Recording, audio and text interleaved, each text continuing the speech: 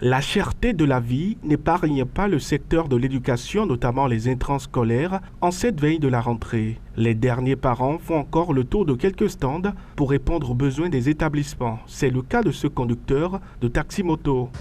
C'est grâce à Dieu que j'ai pu, cette année, vite trouver les moyens pour pouvoir revenir aux besoins de ces fournitures. On suppose que peut-être tout le monde dit que c'est la guerre qui est entre la Russie et l'Ukraine qui ont entraîné cette augmentation de prix. Et on constate que c'est un peu partout dans la sous-région. Ce n'est pas au Bénin seul. L'année passée, moi, j'avais dépensé 25 000 francs, mais cette année, ça n'atteint même pas 20 000 francs. Et pour les filles, là, la formalité, c'est à 3 500 francs, par rapport à l'année passée qui était à plus de 6 000 francs. Donc je remercie l'État pour ça. L'éducation est comme la santé qui n'a pas de prix, insiste ce parent pour qui les prix des intrants scolaires sont relativement abordables. Les achats sont toujours importants à faire, surtout à la veille de la rentrée, parce que, bon, vous savez, il faut attendre, pas forcément le dernier jour comme vous le dites, mais il faut toujours s'apprêter. Donc je suis venu pour faire quelques emplettes, quelques achats dans le cadre de la rentrée scolaire de mes enfants. Et ces achats, comme vous le demandiez tout à l'heure, les prix sont plus ou moins abordables. Bon, l'éducation en réalité, en termes de l'éducation, on ne va pas parler de la charité, parce que c'est un peu comme la santé.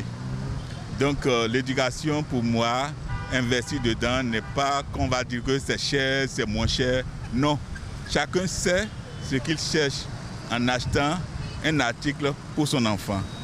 Puisque si on va dire que c'est cher, ça veut dire qu'on va vouloir diminuer. Donc on ne va pas diminuer parce que c'est nécessaire, important, indispensable pour l'enfant. Parce qu'à la place d'un cahier de 300 pages, vous n'allez pas acheter un cahier de 100 pages. Donc dire que c'est cher ou bien c'est parce que c'est 1300, un cahier de 300 pages cartonné et dire ne pas l'acheter, ça pour moi, ça ne se passe pas.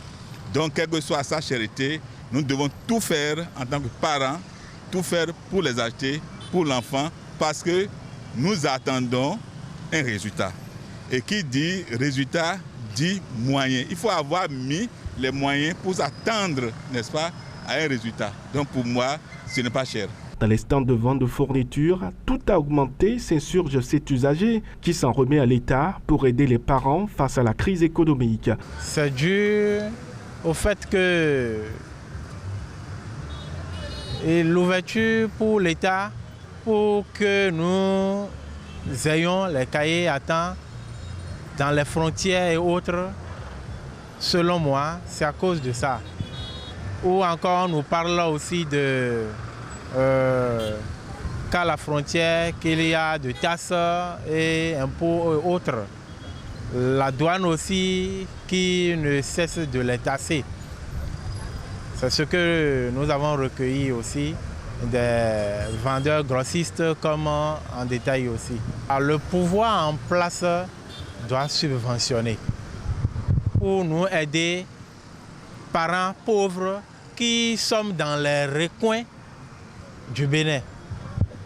Sinon, on va envoyer l'enfant à l'école primaire comme au collège, mais les enfants n'auront pas des cahiers dans lesquels ils vont écrire.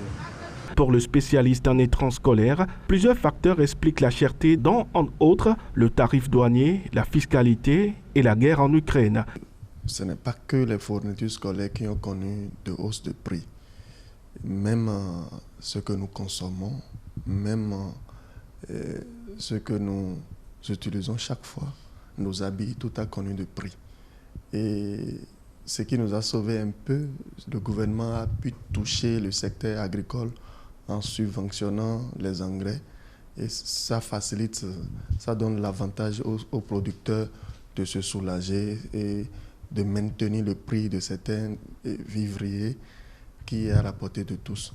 Mais quand on vient sur la question des fournitures scolaires, il faut d'abord aller dans les années 2019 par l'avènement du Covid-19 qui est arrivé, qui a impacté négativement le monde des affaires, ce qui a touché beaucoup de sociétés de production de ces fournitures ont fermé, d'autres ont perdu leur personnel. Ça a fait que quand ils ont repris les activités l'année passée, et de façon timide, ils sont obligés d'augmenter le coût de production. Vous voyez, les matières premières sont devenues chères et le coût de production aussi a connu un peu d'augmentation. Les stands de vente de fournitures scolaires seront animés encore pendant plusieurs jours, tout en espérant d'autres parents.